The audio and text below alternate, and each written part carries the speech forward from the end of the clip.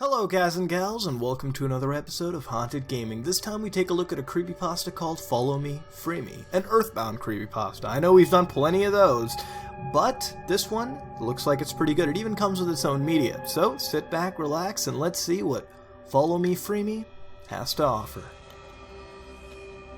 I wouldn't call myself a hardcore gamer, but I can tell you that recently gaming has become a part of my life. It began last year when I first came across Steam, and after playing over 200 hours of Team Fortress 2, I became hooked to gaming again. Before that, I hadn't really touched a gaming console in over 10 years, with the last game I played being a game that will forever hold a place in my heart: Mother. I remember that I always played the game whenever I had the chance of discovering it over the internet, making myself the best I could become. I never owned an actual copy of the game due to the fact that it was never officially released outside of Japan. And because of the high prices that circled the Mother series games and merchandise on the internet, I made do with a ROM of the game. Regardless, though, I enjoyed the game to bits, and even after I defeated Gaga for the first time, I felt I had to fulfill something and get Ninten, Anna, and Lloyd each to level 100.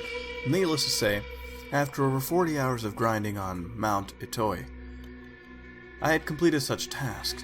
When I played it for the first time in my childhood, I remember kicking Gaiga's ass with my overpowered team, but attacks I used to mortally wound the trio wouldn't even hurt. I felt like a true hero, having fully completed the game. That's all I remember of the last time I played that amazing title during my teenage years. Having recently become bored of half the games I own on Steam, I started hunting down something that would cure me of my boredom.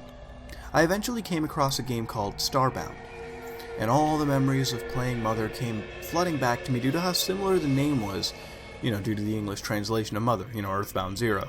I bought the game after looking at the screenshots and reviews and began to play it.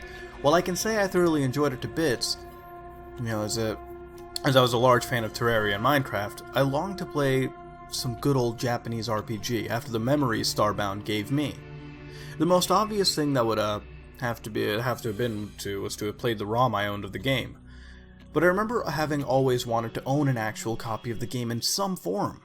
I hunted online, but the prices were higher than I was willing to pay for, some slight nostalgia. It then occurred to me that the local game was selling old SNES, NES, and Game Boy games that someone had weirdly left by their door one night. So instead of binning or donating them, they decided to sell them. I headed over straight away.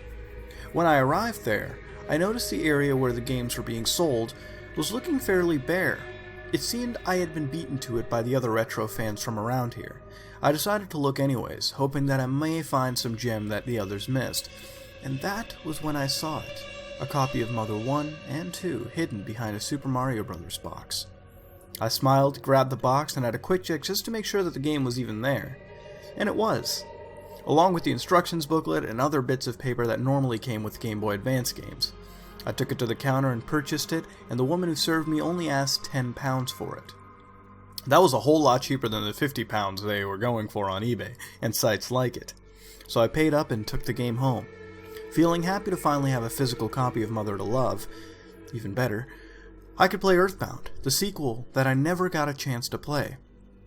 Once I had finished my nostalgia trip, even if the game was in Japanese, I had played the English ROM enough times to know what needed doing when. So I was assured I'd be fine. Now after arriving home, I looked for my Game Boy Advance so I could begin playing, but was unable to track it down. It was after I looked in my box of old game consoles that I found my GameCube with the Game Boy player attached to the bottom.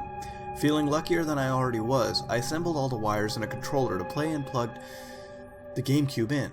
After testing the old console with Metroid Prime to make sure it even worked, and then the player with both Super Mario Land and Pokemon Sapphire to ensure it worked as well, I took Mother 1 and 2 out of the box, and as I did, the bits of paper that were in there slid out. One of the pieces, though, immediately caught my eye. It was a notepad piece of paper, something that you'd never find in any new Game Boy Advance game, with a whole paragraph of writing on it. The writing covered both sides of the paper, and when I found out which one was the beginning side, I started to read. If you are reading this, then it means that you are the new owner of this copy of Mother 1 and 2. The game is normally in Japanese, however I am a coder, and I was easily able to translate what the game said into English, as I speak Japanese rather fluently myself. However, there is something I must stress. It will make no sense to you now, but if you play to the end you shall see. I uncovered something hidden in the coding, something never meant to be found. The real reason why Mother and Earthbound are on the same cartridge. Whatever you do, don't listen to him. Don't follow his orders, no matter how he threatens you. Do not follow him. Do whatever you can to not follow him. Even if you have to turn the game off. Be safe, my friend. And I hope to God you were able to do what I couldn't and destroy this awful thing. Good luck. You'll need it. I chuckled a bit after reading it because I knew that this was someone trying to spook me into destroying a perfectly good and valuable game. I pull all the paperwork back into the box, including the note, and inserted the cartridge into the Game Boy player. Upon starting the game up, I did indeed see that the game was in English. The letter had been right about one thing, and I was grateful that I could finally enjoy the game. When it came to the game selection screen, I chose Mother and my nostalgia trip began. The entire experience was an amazing one, with memories flooding back to me as I ventured through the world. The gameplay was smooth and no glitches that I couldn't myself cause intentionally, no out-of-place English text or untranslated Japanese text. It was all perfect. After playing for what felt like an hour, I arrived at Yucca Desert.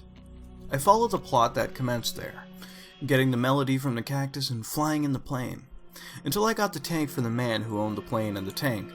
Having the tank, I headed straight to the robot boss for the desert, R7037, but the encounter wouldn't initiate. It was as if he wasn't there. After ramming the spot a few times trying to activate the battle, a text box appeared on the screen. The tank has become stuck in the sand. Ninten and Co. continue on foot. The tank disappeared, and the party was standing in the spot where the tank was. I paused the game and looked up on the internet for glitches involving R7037, but aside from the option to completely skip him, I found nothing. Perhaps it was a bug in programming.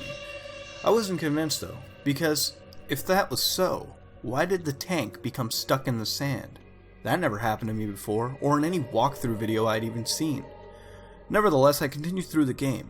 Shortly, I arrived at LA. Knowing the plot like the back of my hand, I soon had Teddy defeated and ready to join the team. He was going to be an asset in grinding and making my way through Mount Itoy, more than Lloyd could ever have been. So I was happy to have him. It seemed the game had other plans for me though, however, because instead of Teddy getting Lloyd to leave the party for him, he simply joined in as a fourth character. Again, I looked this up and found that it was possible through a glitch involving Pippi. However, I hadn't performed the glitch at all. I didn't even know it existed until now, so I was rather shocked by it. But if this meant a stronger team for the trials that lay ahead, I was content with it. I continued on with the full party, enemy standing no chance against us now. As would have happened through the Pippi glitch, Teddy's stats never actually appeared on screen while I was in battle, so I would have to check him out of battle to ensure that he wasn't going to feint on me. I wasn't that worried about him, however, because his stats increased dramatically and at a quicker rate than any of my other party members. Sooner that I thought, most likely due to the increase in power with Teddy and my team. We reached Mount Itoy. Just like all the other enemies encountered, none really stood a chance against our full power team. It was before I went into the healer's house, though, that I wondered what would happen when R7038 attacked, as Lloyd was in my party. After I questioned this, I then realized that it wouldn't even have to happen, as I could go straight to the boat and fix it with Lloyd there. And after doing just that and encountering Eve, my party then had 5 members in it. Although Eve was a supporting character, so it made no real difference to my battle plans. All it did was guarantee that my team was untouchable, with Eve taking all the hits for my team whilst Teddy, Ninten, and Eve herself dealt major damage to enemies. I started to grind myself up to high levels after noticing the gap between my team's power and level. After about 30 minutes of leveling up, I headed towards the penultimate final boss, R7038XX. I would be in for a last small surprise, as after reaching this point where the battle usually begins, my party stopped moving. A text box popped up. I can go no further than this. Good luck to you, children. Eve exploded. And I was rather shocked by this, not simply due to the fact that my bodyguard had committed suicide on me, but due to the fact that I had fought none of the R703 series of robots. I guessed that I wasn't going to fight R7038XX, and I was right, as he never even appeared. Eve must have blown herself up in order for me to get the 7th melody from her wreckage, as I did after the text box had disappeared and I could move again. What had happened to robots was all I could think of about as I headed towards the end of the game. I was in for some luck, it seemed, because I encountered no enemies after Eve's demise. I made it to the tombstone, got the last melody, and then warped to Magicant, where I sang it to Maria. Once warped back, the stones were removed from the final road and I headed in. Then it popped up on screen, and it was a completely black screen, with only 2 words in the center, in a blue text color. Follow me.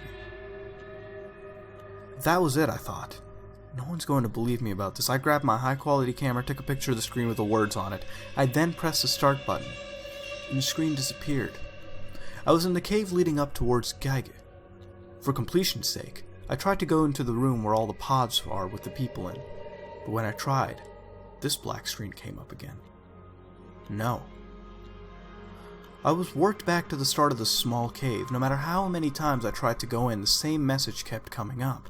Annoyed at this, I headed straight for Gyge to finish this. What was a tad chilling was the fact that when these text screens pop up, there was no sound whatsoever. I ignored it, however, and pressed onwards. As he usually does, Gyge rose up in his mothership to face me, and the battle began. But this would be a battle I would never forget. Gyge drew near. R7037 drew near. R7038 drew near. R7038XX drew near.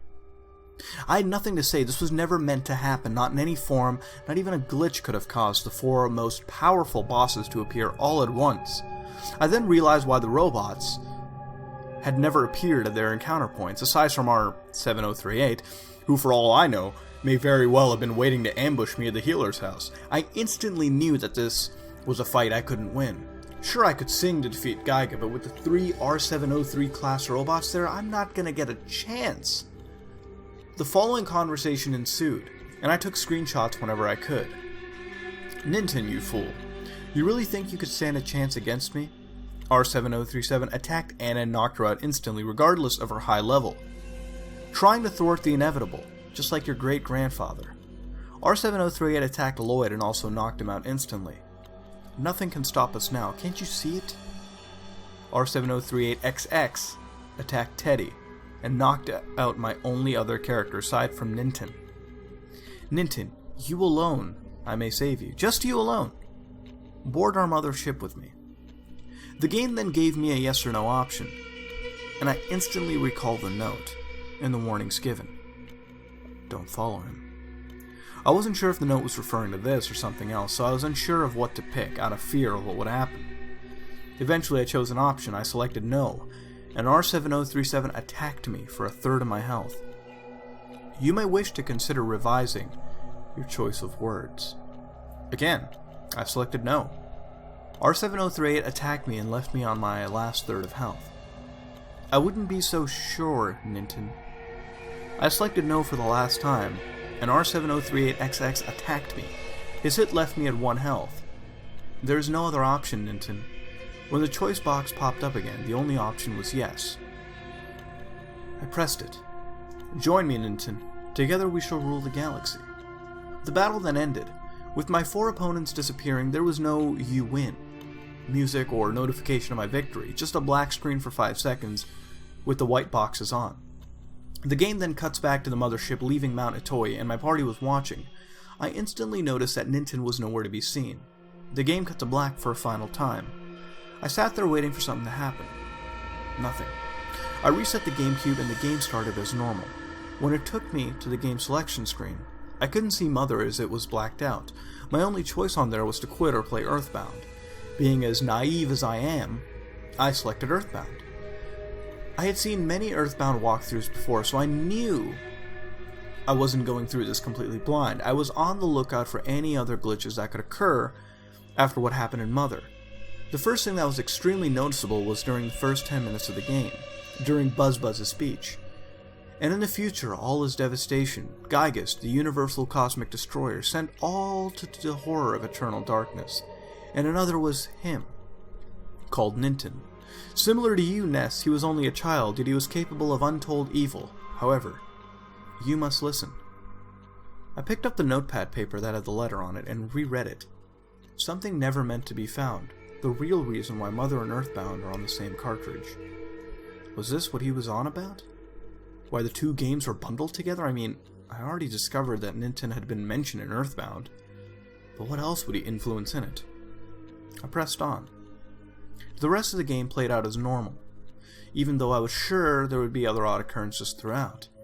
He wasn't mentioned at all after Buzz's speech. Not even in the Cave of the Past did anything involve Ninten occur. When I was at the entrance to the hallway to the Devil's Machine, however, the first of many things occurred. The music died upon me at reaching that cave entrance. When I headed in, just like on Mount Itoy and Mother, the screen went black and some blue text appeared in the center.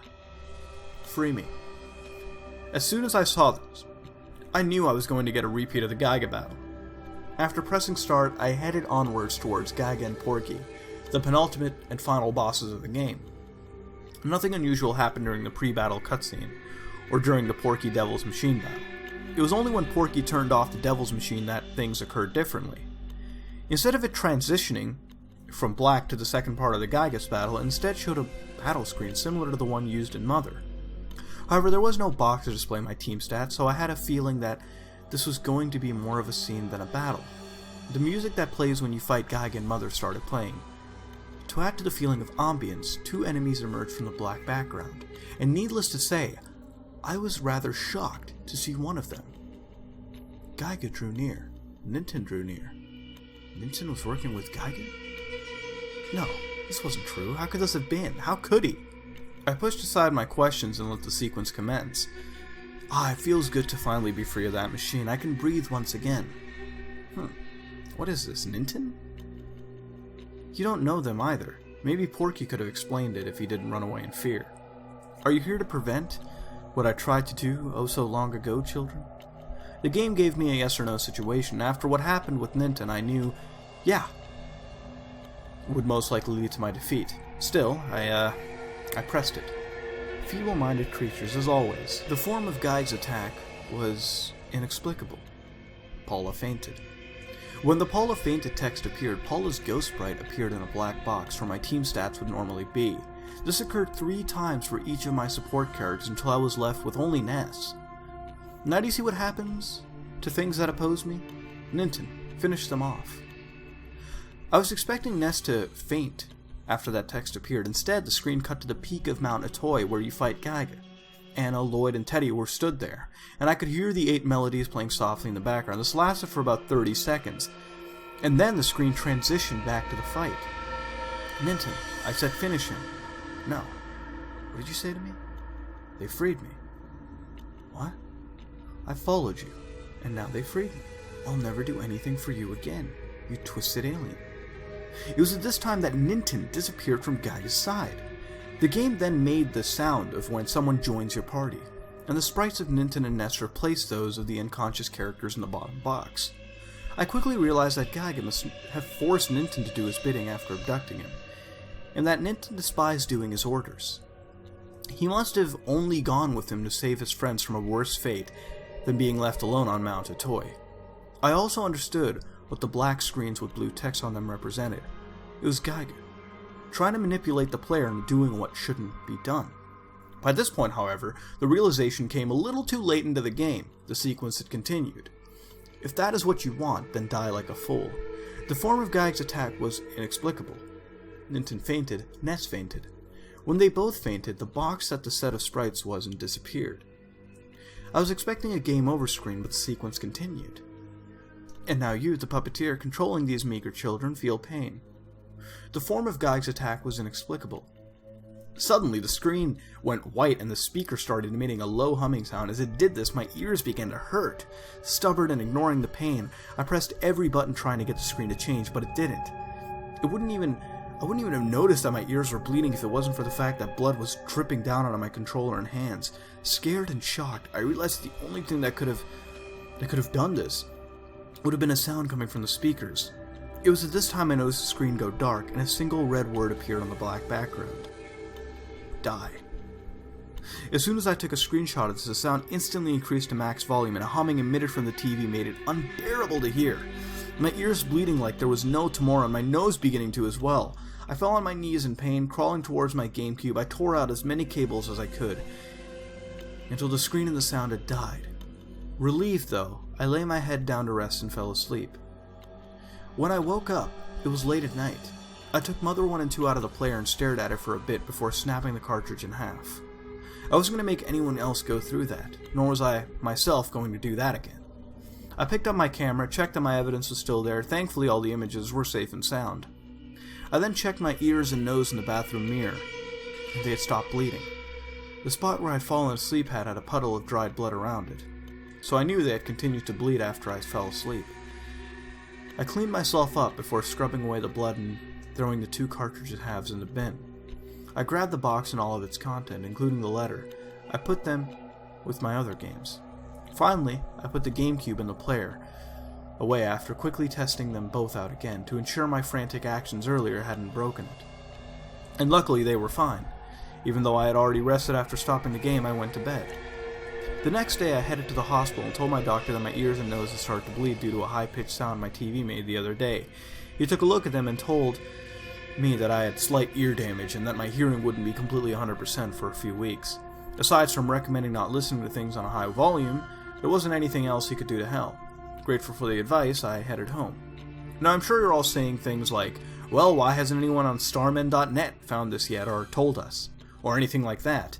I'm sure someone on there has discovered it, and I'm sure after going through what and I'm fairly sure the previous owner suffered, they wouldn't want to worry anyone or make them go through the situation. While I can't convince everyone here not to dig into Mother 1 and 2 files, I certainly can tell you to not try messing around with this alternate story. If you notice anything that shouldn't happen, then you turn that game off there and then. Don't follow through until the end. Don't try to beat it. And most importantly, don't follow him or free him. Heed my words. Be safe, friend. Well, that was a pretty long story, but it was interesting. Now first off, it wasn't creepy like I had thought of first going in, at least in the classic sense.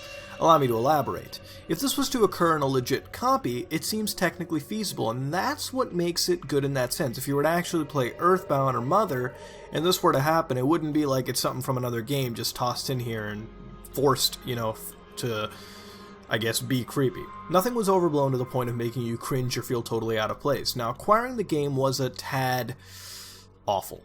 Really, someone just drops a super rare game out like that in front of a huge game retailer, and that same retailer decides to sell quite possibly one of the rarest games in the market for just £20. I mean, they may not be the best retailers, but I'm pretty sure they have a little bit of intellect on not to do that. I mean, that's a bit of a stretch, friends. You're quite a stretch. But that aside, this creepypasta offered media, screenshots rather, which really excited me because there's very few times these stories come up with their own media. And even then, those look fairly realistic, right? Here, having them makes you visualize the story even better, and that's what makes it a more absorbing tale, to say the least. Now, it did seem kind of cringy with the dialogue, towards with Ninten and Gyge, and maybe I have some ignorance of the Earthbound series. I do, it's not exactly a series I go to and play all the time, so I don't know everything about it, obviously, and it might affect this whole perception of it, but the whole idea of how it played out just didn't make it as creepy as, say, other creepypastas. It didn't really make much sense to me.